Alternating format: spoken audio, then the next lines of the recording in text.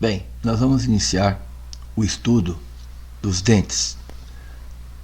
Nós vamos ver então, primeiramente, as generalidades sobre dentes. Então, o que é um dente? Como ele é constituído?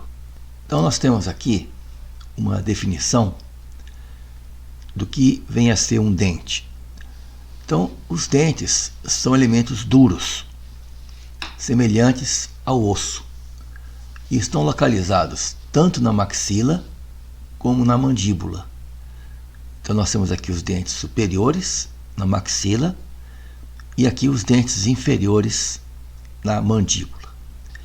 Os dentes estão fixados aos ossos, aqui, por exemplo, no alvéolo, por meio de fibras colágenas.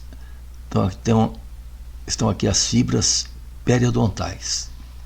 Então, essas fibras colágenas que unem o dente ao alvéolo, elas constituem o chamado ligamento alvéolo-dental, ou seja, é o ligamento do dente com o alvéolo através das fibras periodontais, ou também chamado de ligamento periodontal. Este ligamento, formado por essas fibras, vão constituir uma articulação do tipo gonfose. Então, o que vem a ser a gonfose? A gonfose nada mais é do que a articulação do dente no seu respectivo alvéolo. E essa articulação do dente com o alvéolo é feita através das fibras periodontais, que é um tecido fibroso. Então, o ligamento periodontal, que nada mais é do que as fibras periodontais, formam então um conjunto de fibras que vão unir o dente ao seu alvéolo, constituindo então uma articulação do tipo fibrosa, ou seja, sem movimentos. A classificação dos dentes.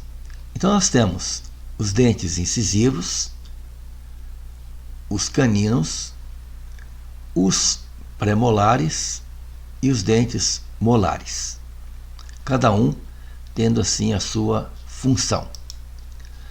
Os dentes incisivos têm um bordo cortante, afiado, para cortar os alimentos. Então, incisivo vem de incisão, cortar. Os caninos têm uma ponta aguçada, uma ponta aguda, para perfurar, rasgar e segurar os alimentos.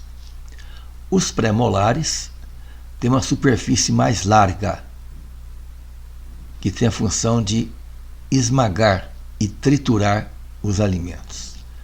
Já os molares apresentam uma anatomia apropriada para mastigar os alimentos, através das suas inúmeras cúspides que esse dente apresenta. Funções dos dentes. Nós temos a mastigação, a proteção e sustentação dos tecidos moles relacionados. Os dentes auxiliam nas articulações das palavras e também na estética da face. Então, como foi dito anteriormente, nós temos o grupo dos incisivos, caninos, premolares e molares. Nós temos dois tipos de dentição. Nós temos os dentes descidos, que apresentam 20 dentes, e os permanentes, que são 32 dentes. Partes do dente. Então, o dente ele é constituído por uma coroa, que é a parte visível do dente, o colo, que é a parte do dente que limita ou é limitada entre a coroa e a raiz. Então, aqui nós temos o colo do dente, entre a coroa e a raiz. E, por último, a raiz, que é a parte do dente embutida dentro do osso alveolar, que vai, então, sustentar o dente, vai prender o dente no interior do alvéolo. Então, nós temos aqui a coroa, colo e a raiz.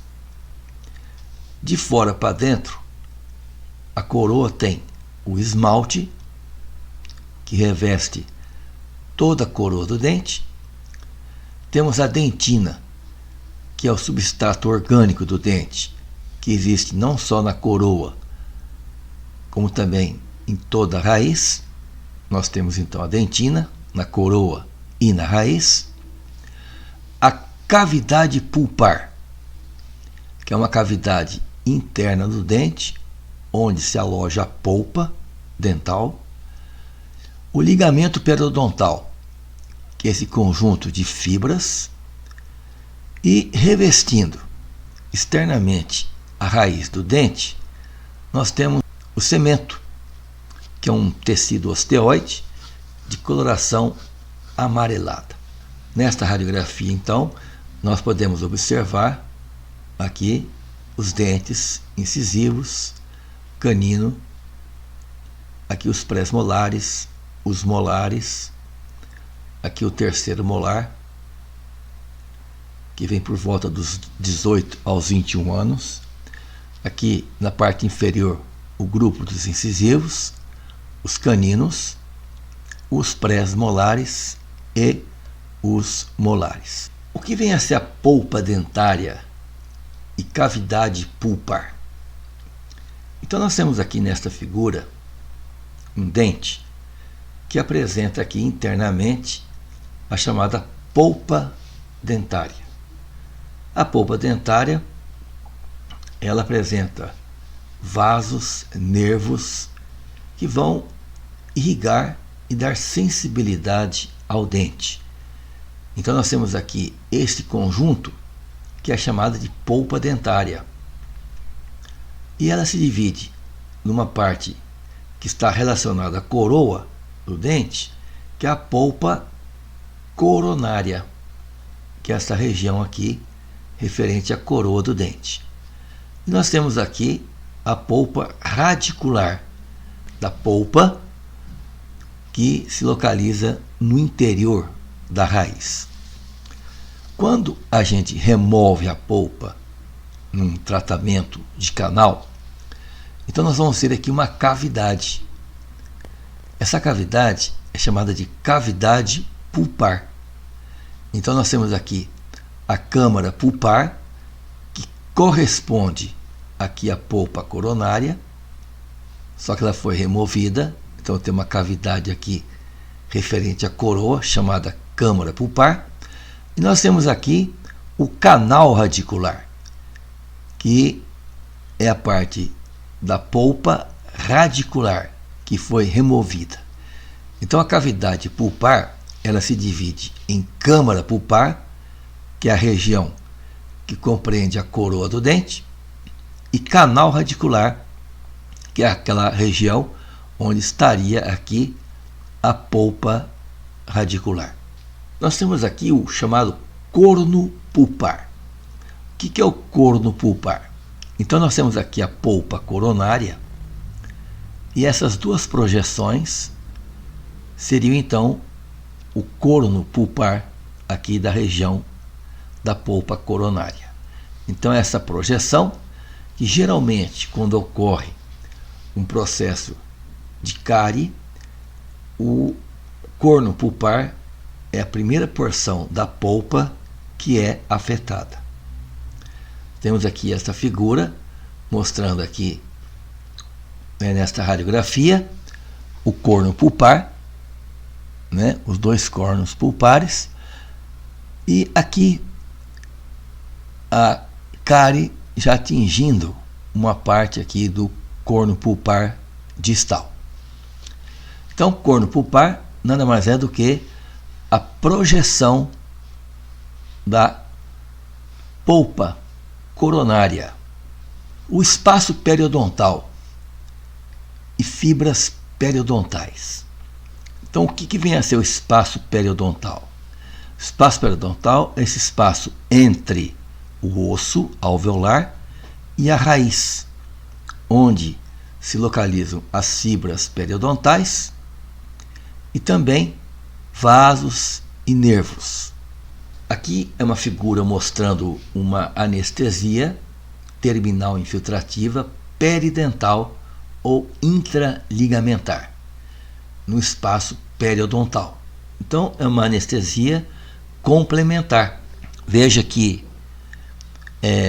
quando é necessário, durante um tratamento, que se complemente uma anestesia, então essa anestesia é dada no espaço periodontal, atingindo então aqui a inervação do referido dente.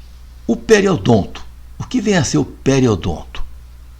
O periodonto é o conjunto de elementos que tem por função fixar o dente no seu respectivo alvéolo.